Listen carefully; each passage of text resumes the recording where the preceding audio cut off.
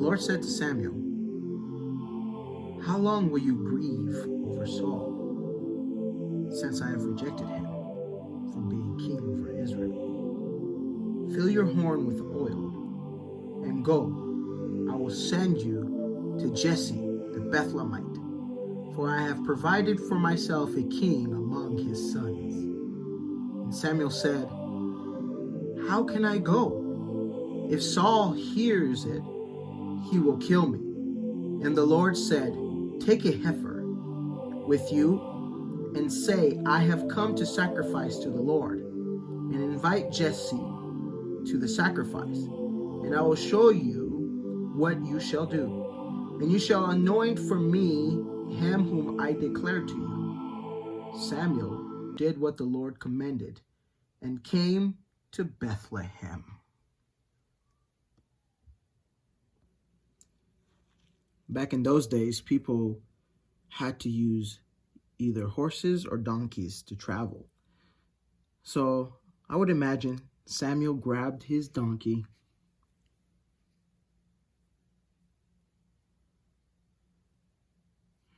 grabbed the heifer, which is a cow, and he just rode on to Bethlehem.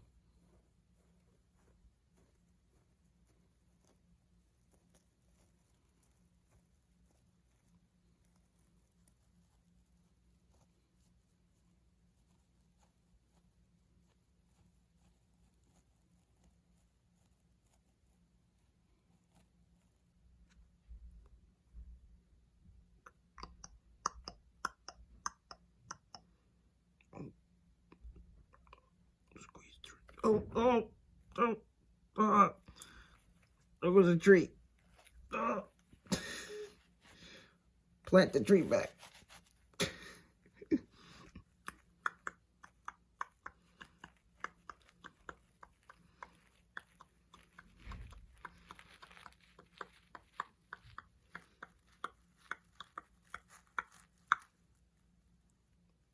Samuel arrived in Bethlehem.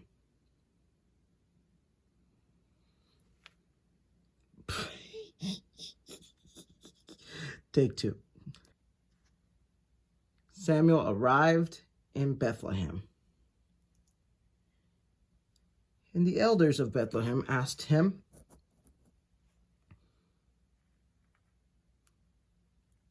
"Do you come peaceably?" And he said, "I have come peaceably." Do you come, with peace? You're not coming out here for a fight or anything. And he told them to come, and they're going to make a sacrifice, which is, the same thing as having a cookout with God. They're going to have a cookout with God. They brought the meat for the cookout, which is this cow. They have the place where they're going to do the cookout right here. They're going to light it up on fire. They're going to make some good, delicious, yummy food.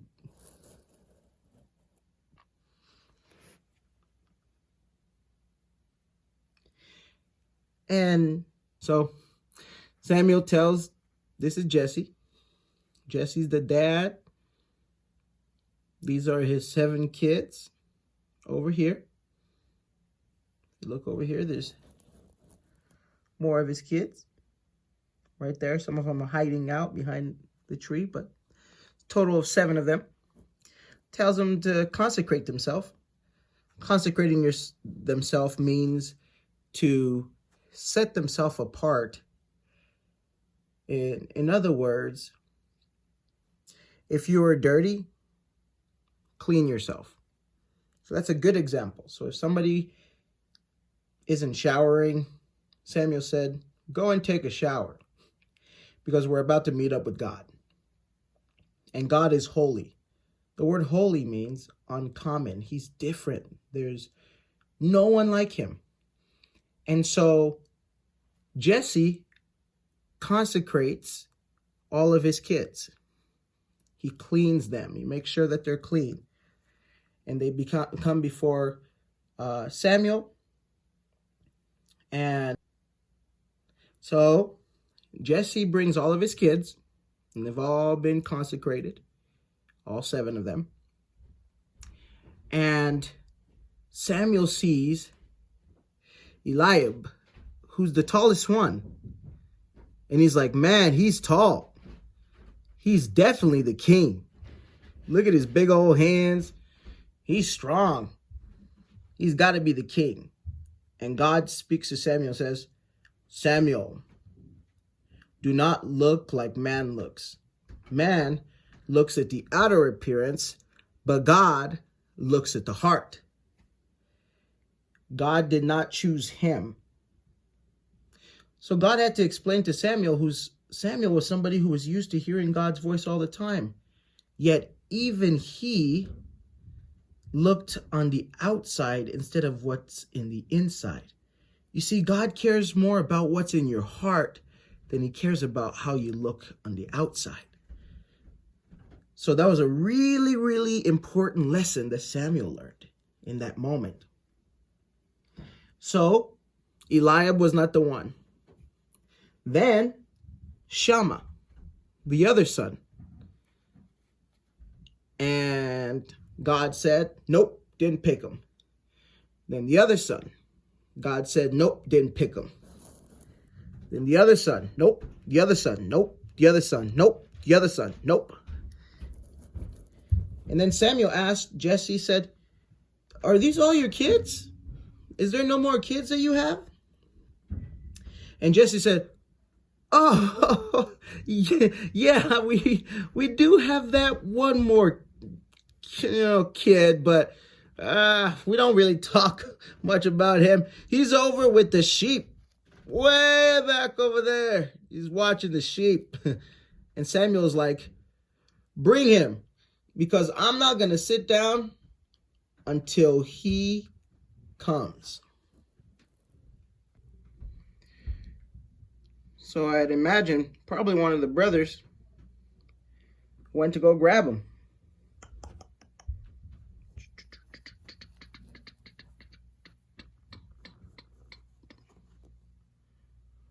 Probably was like, hey, you, little runt.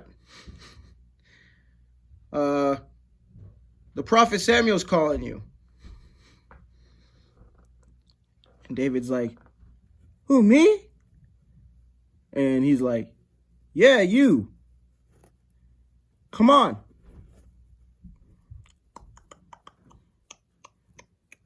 Oh,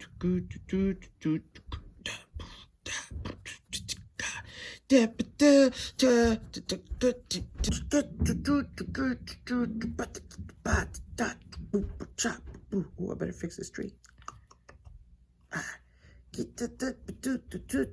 Hey, what up, Eliab? Hey, little runt.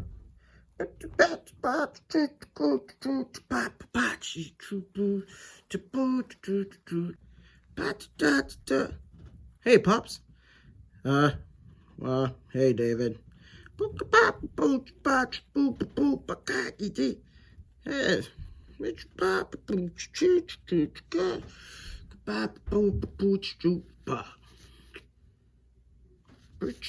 Oh.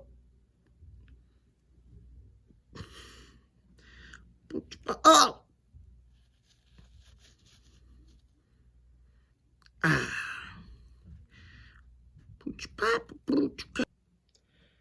Now, David was a handsome, ruddy-looking young fella.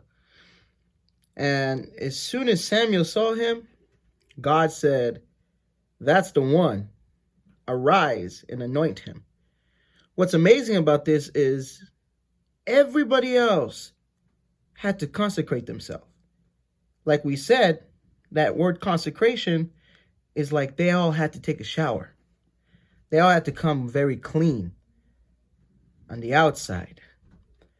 But you see, David didn't have to come clean. He came from being with the sheep and dirty and all this stuff because his heart was already consecrated. Again, God cares more about the heart. So Samuel took the horn, poured the oil over David, and he anointed him, which solidified his calling. The anointing oil stood for God's Spirit coming upon your life. From this moment on, God's Spirit came quickly upon David, and he was never the same again. After anointing him, Samuel headed back to Ramah.